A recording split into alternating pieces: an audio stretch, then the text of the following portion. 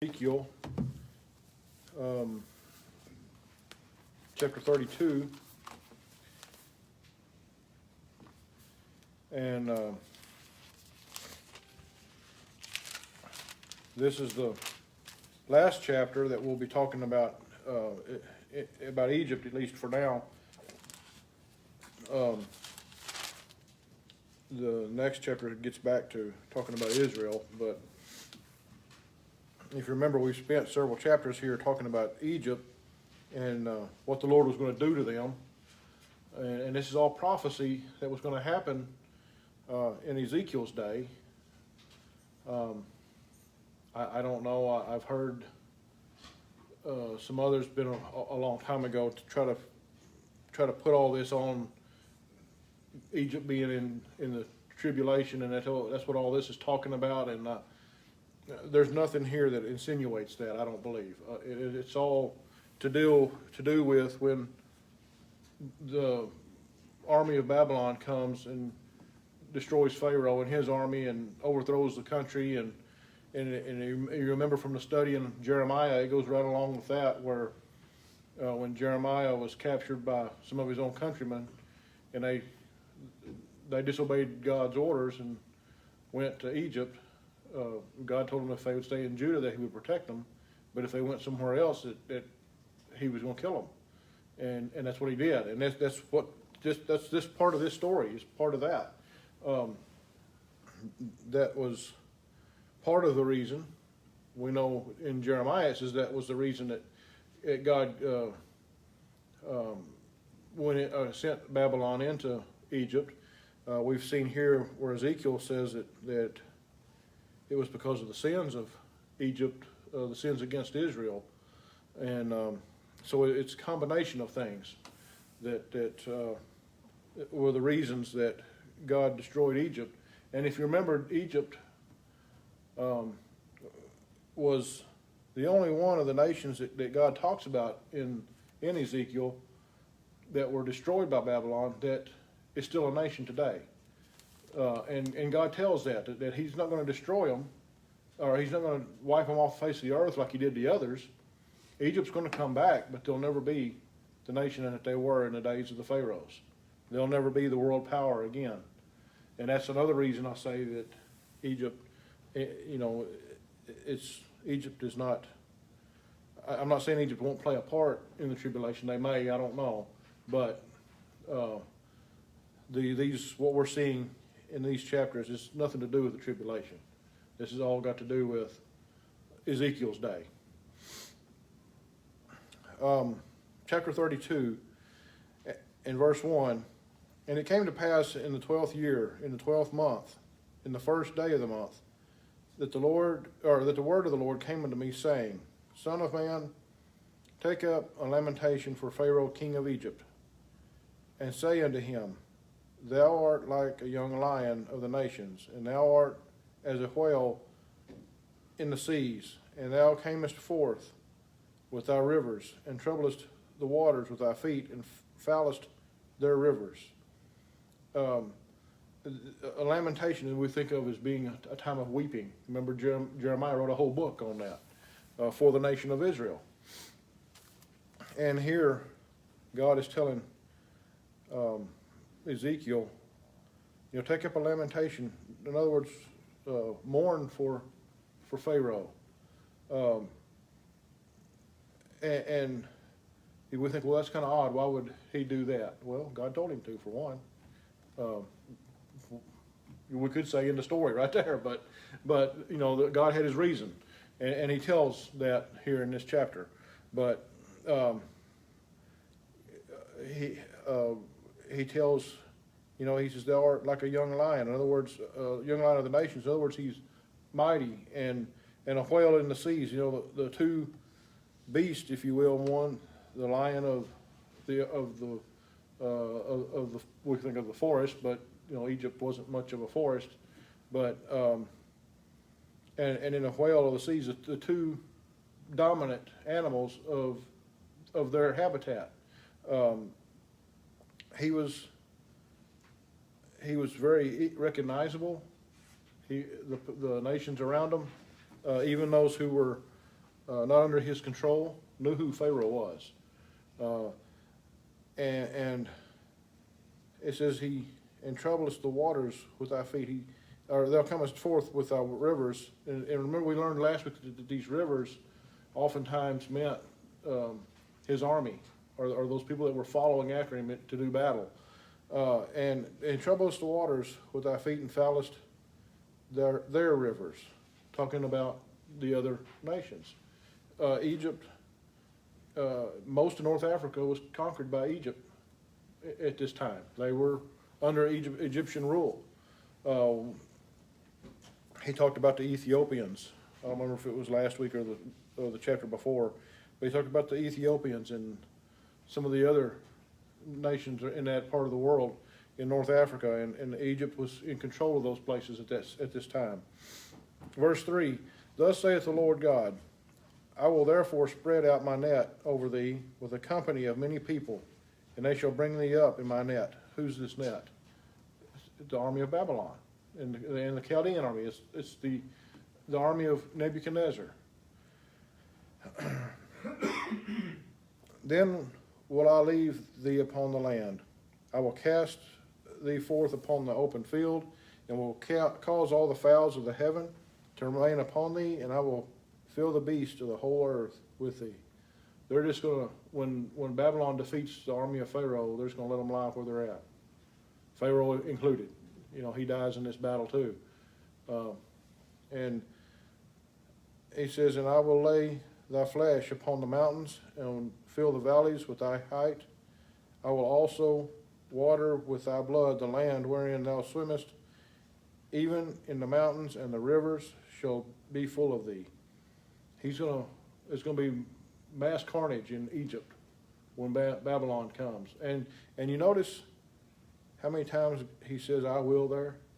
Who's the I? That's God. God's going to do it with the army of Babylon. He's going to use the army of Nebuchadnezzar to do all this. Just like he did, remember back in Jeremiah, where it was the same thing. God kept saying, I will do this, I will do that. This is going to happen because of me. Those types of things. Same thing here. God's the one that sent Nebuchadnezzar and his army to defeat these other nations round about Israel and into Egypt. Verse 7, and when I shall put thee out, I will cover the heaven, and make the stars thereof dark. I will cover the sun with a cloud, and the moon shall not give her light. All the bright lights of heaven will I make dark over thee, and set darkness upon thy land with the Lord God. And some say that this is describing when, if you remember, when Nebuchadnezzar went into Jerusalem, they burned the city.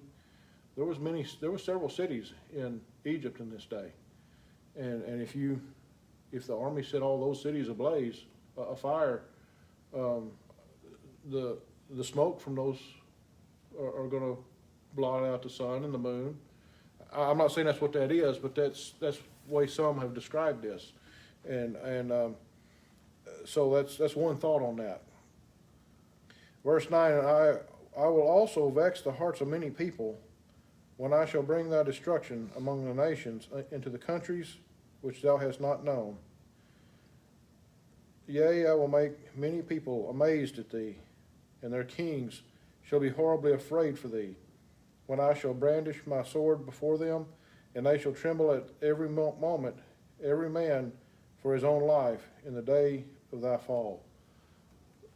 So, even the nations, the countries which don't know Pharaoh, they're going to hear about this. The ones that do know him, it says the kings shall be horribly afraid for thee, not of thee, but for thee. Why? Because the same thing has happened to Egypt that happened to Jerusalem, to Judah, and to Israel. And remember, we've already talked about how those other nations recognized that it was the God of Israel that destroyed Israel itself because of his anger against them. And then when he came, when he sent Babylon and to destroy those other nations. What did he say at the end of each time? He said, and they shall know that I am the Lord thy God, or the Lord the God. He didn't say thy God because they weren't God's people, but they'll know that I'm the Lord the God. I am the Lord. That's what he says. Sorry, back up. But every time after one of those nations was destroyed, God said, they're going to know that I am the Lord. And here, they're going to know when Egypt is destroyed, it's the God of Israel that does it. Verse 11, for thus saith the Lord God, the sword of the king of Babylon shall come upon thee. So now, there's no doubt who's going to do this, who God's going to use in this. The king of Babylon, he says. And he said, by the swords of the mighty will I cause thy multitude to fall, the terrible of the nations, all of them. And they shall spoil the pomp of Egypt, and all the multitude thereof shall be destroyed. All of Pharaoh's army is going to be destroyed. A lot of people are going to die. A lot of civilians are going to die in this war. They're going to spoil the pomp. In other words, they're going to ravage the land. There's going to be spoils of war. Remember, Egypt was a wealthy nation at one time. Not so much anymore, but in the Pharaohs, in the days of the Pharaohs, they were a very wealthy nation, and very famous for their mighty army and for their king. All that's going to be destroyed. And I will destroy also all the beasts thereof from beside the great waters. Neither shall the foot of man trouble them any more, nor the hooves of beast trouble them. And then will I make their waters deep, and cause their rivers to run like oil, saith the Lord God. When I shall make the land of Egypt desolate, and the country shall be destitute of that whereof it was full. When I shall smite all them that dwell therein, then shall they know that I am the Lord.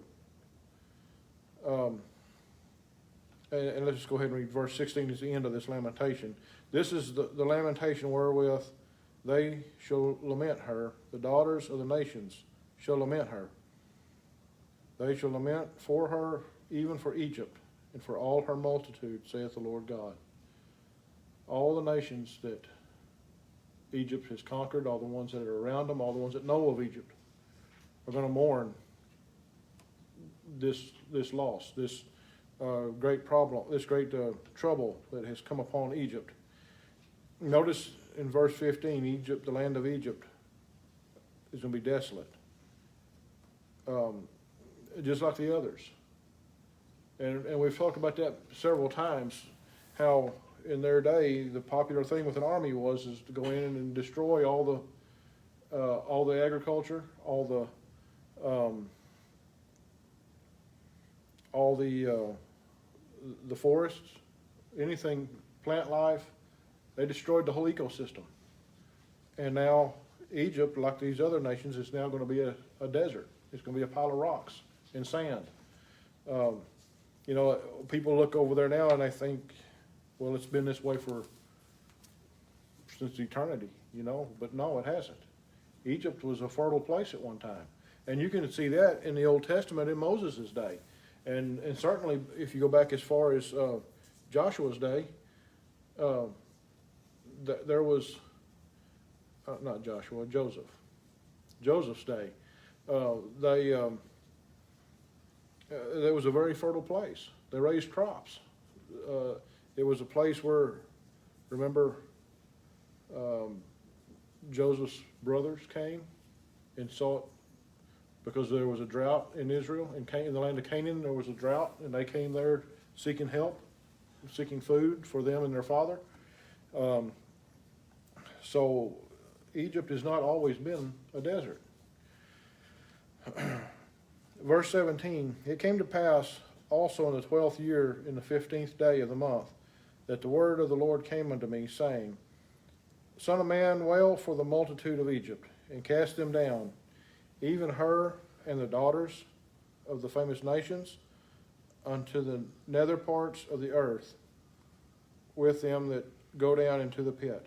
The nether parts of the earth, that's hell. They're going into the lower parts of the earth. Why?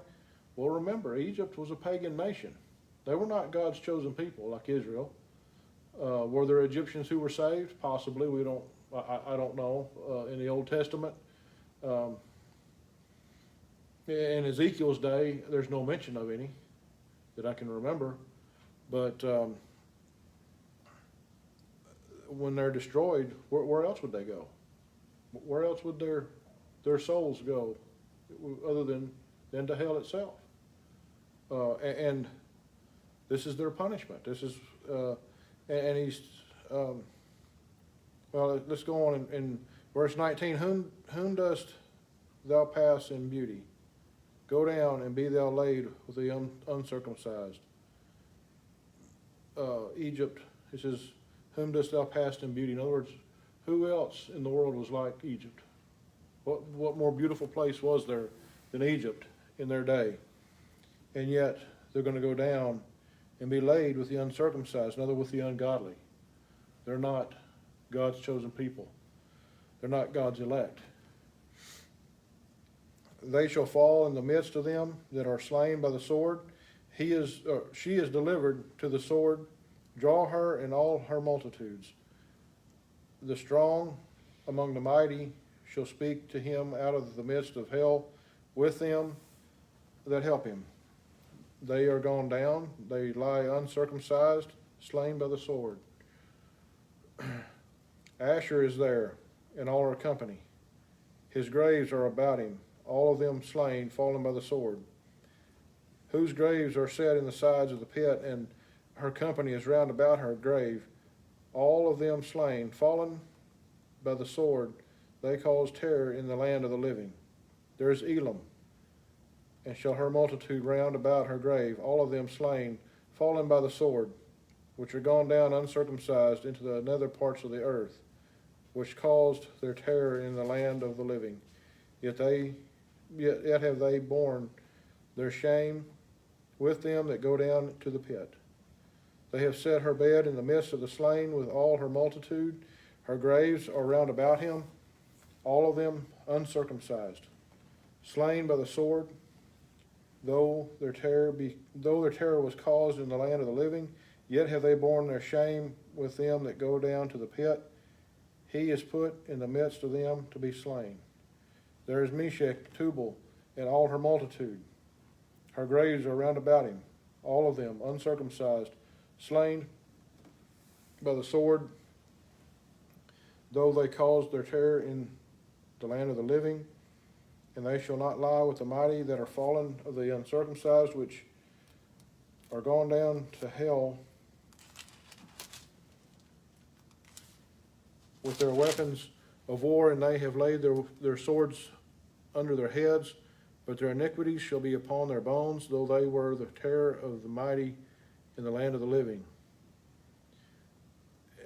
And before we go any further, just notice he's naming nations and kings and the people that fell, people that died, fighting against Babylon, trying to defend their nation against Babylon.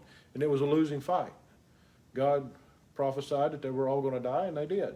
And what we're seeing is all those kings, all those nations, all those people that died wound up in hell. That's where they're going to be. In Ezekiel's day, this is prophecy. That's where they're going to be. They're going to be in hell. And Egypt is going to wind up the same way.